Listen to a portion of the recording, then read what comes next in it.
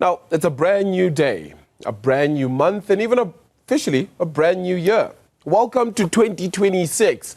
And if you're like millions of others this morning, you've probably got some big goals that are maybe swirling around in your head and your mind. And maybe it's finally hitting the gym, starting that side hustle, or just finding a bit more time to do you, whatever that looks like. But we've all been there. By February, if not maybe middle of January, those big dreams often feel like a distant memory because you get so drawn into the rigmarole of everyday life. How do we actually turn the intentions of those early resolutions into real action that lasts the year at the very least? Joining us now to help us maybe crack the code is the founder of Engaged Humans. That's Paula Quinsee. Good morning to you, Paula. Appreciate it. Happy New Year. Hope you've had a great crossover as well. Man, what's stopping us from achieving these resolutions? It just feels like every year it gets harder and harder. Morning, Arabile. Happy New Year to you and the listeners. Yes, indeed. I think the main thing that stops people from achieving their goals is they don't do a lot of reflection on the why behind their goals.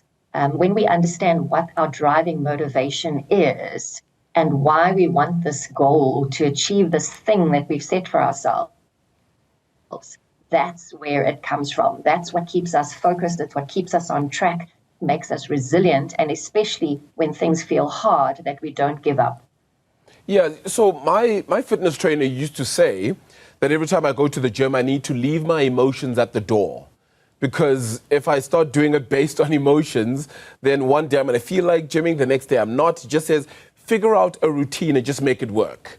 Is that something that maybe needs to happen as well? You remove the emotion out of it? Or because a lot of these things you'd imagine are filled with emotion too.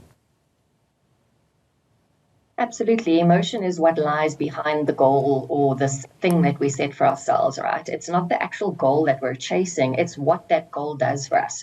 So with your fitness goal as an example, if you achieve that goal, the six-pack, the summer body, all those kind of things, it's actually going to do something for you on an emotional level. It's going to make you feel more confident. You're going to feel good about yourself. You're going to be able to, wear the Speedo on the beach, whatever it is. And it's those feelings or those emotions that's actually what we're chasing.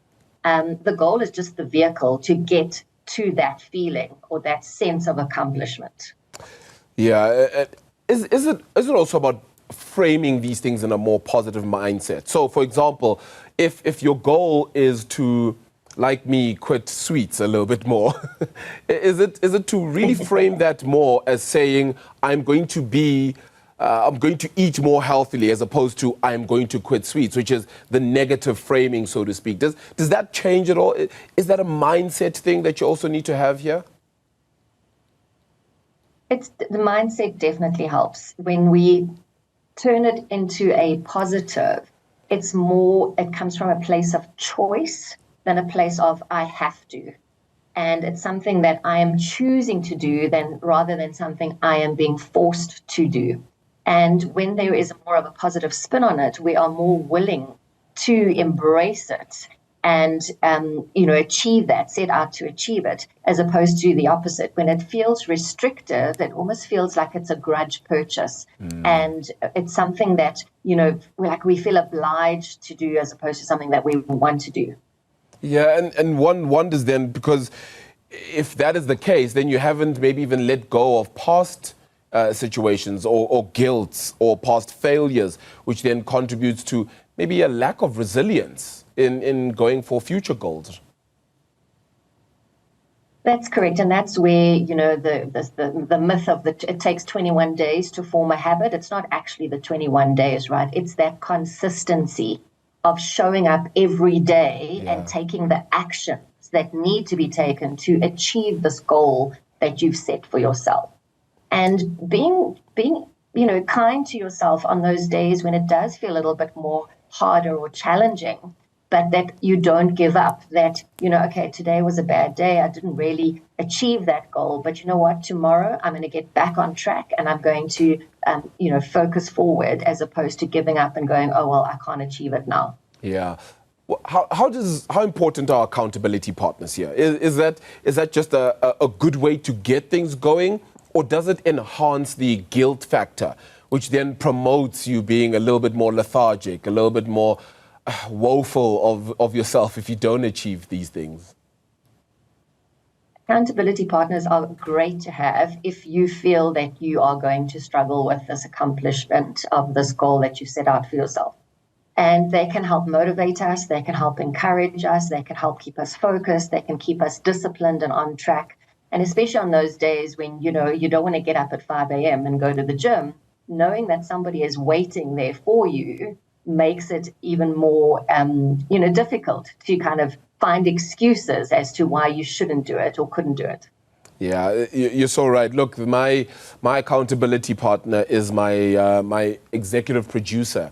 He forces me to be here at 4 a.m. Monday to Friday, and here I am. I'm lucky enough to still be able to make it to work every morning. Let's talk about external forces, because we often say that maybe we're short on time. We don't have the ability to do things. We've got work stress, we've got family obligations, societal expectations. All of those are preventing me from doing that one extra exercise that I needed to do at the gym, or going for that run that I thought I would, because, oh man, I have so much other responsibilities.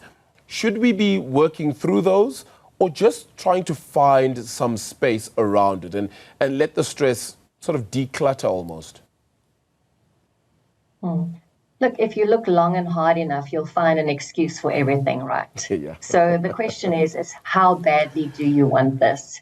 Because that's what's going to keep you focused. That's where the discipline and the motivation is going to come from. And that's why it's important to really understand the why behind this goal that you've set for yourself. Why do I want to do this thing? Why is it important to me? What's it going to give me? What's it going to do for me when I do accomplish it? And so, if you want to achieve this goal, you have to give up something to get something. And time is always an issue for everybody. But the reality is that we all have the same 24 hours every day. We don't get a minute more or a minute less. So it's how you are choosing to use your time. It's how you are choosing to make priorities in your life and to be able to open up that space for you to achieve that goal that you've set for yourself. And in achieving that goal, should we perhaps be setting shorter goals? And this means that you actually have to be a little bit more, you kind of have to really be in tune with what it is you're trying to achieve here. Because if you do that, maybe you set smaller goals that will make you achieve the bigger goals. Should maybe we start with that as you build on to a bigger goal at the end of the year, whenever the case might be? I think it depends on the nature of the goal, because we do have short, medium, and long-term goals, but it's linked to how important this goal is to you. So let's say, for example, one of your goals is you want to study and get a degree. That is a 4-year time frame. It's a long-term goal, but you still have to show up every day and do what needs to be done to achieve it. Yeah. As opposed to something that, I want to go to the gym and I want to lose 5 or 10 kgs. That could take me 6 months. But it involves the shifts and the changes that you need to make in your life to accomplish that. So, for example, changing your lifestyle, which is making time to do these things. So looking at your lifestyle and going, what things am I prepared to give up or sacrifice to actually be able to do what I need to do to get what I want to get at the end of the day? All right. Well, Paula, we've actually been running a poll question today, and we've been asking our audience what usually stops them from committing to their New Year's resolutions. And the 4 options we gave them was procrastination, a lack of time, self-doubt, and a lack of discipline. I don't know if you can see this poll, but 62% of the audience have now said that it's a lack of discipline. What does that tell you? That makes a lot of sense. And that's where, the accountability partner or buddy can actually play a large role in your life. But at the end of the day, the lack of discipline is, well, how badly do I want this? How serious am I about this? And am I willing to take the actions and follow through to do what needs to be done for me to achieve this goal? So what sacrifices am I prepared to make? What am I willing to give up? What am I willing to change about my behavior and my mindset that is going to keep me on track and focused. And one of the great things that you can do to help you with this is put little rewards and incentives in place for yourself. So if you want to go to the gym, at the end of every week, if you've achieved your gym goal, reward yourself with something. It could be, going to a movie. It could be going for a massage. It could be buying a new pair of tackies, whatever it might be. Yeah. But if you put little rewards and incentives in place for yourself, it keeps those motivation levels going, which is the discipline that you need to get through every day to achieve that goal. Oh, it's definitely a lack of discipline for me too. Come on, Paula, what about you? What's your what gets you here? What is it that usually stops you from committing to your resolutions? Come on, there surely must be one. I think sometimes we set goals for ourselves, and when we look back at them, we go, it wasn't actually really my goal. It was someone else's goal that I had got caught up in, let's say, for example, running a marathon. Yeah. Sometimes it's those drunken bets that we take at midnight when we're all hyped up and we go, yes, I'm going to do this. Next year, I'm going to sign up for an Ironman or whatever it might be. But only to realize, actually, that wasn't my goal. It was someone else's. Yeah. I think be realistic with your goals, and be realistic with the time frame that you set for yourself as well, because that often trips people up. So you're not going to tell us which one it was that trips you up? For me, so I am actually quite very, very disciplined, but I think for me, I do suffer from procrastination sometimes. And I know that when I do that, it's because it's a task that I don't really enjoy doing. Yeah. So I will procrastinate to avoid it. But that's when I know I need to step into my accountability partner, because they will keep me accountable for it. Yeah, and look at the excuse makers. They're at 5%.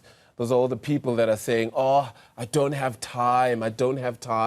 And as you said, you can find an excuse anywhere, right? Look at that, 5% for a lack of time. Correct. Yeah. All right. Well, Paula Quinsee, really appreciate this conversation.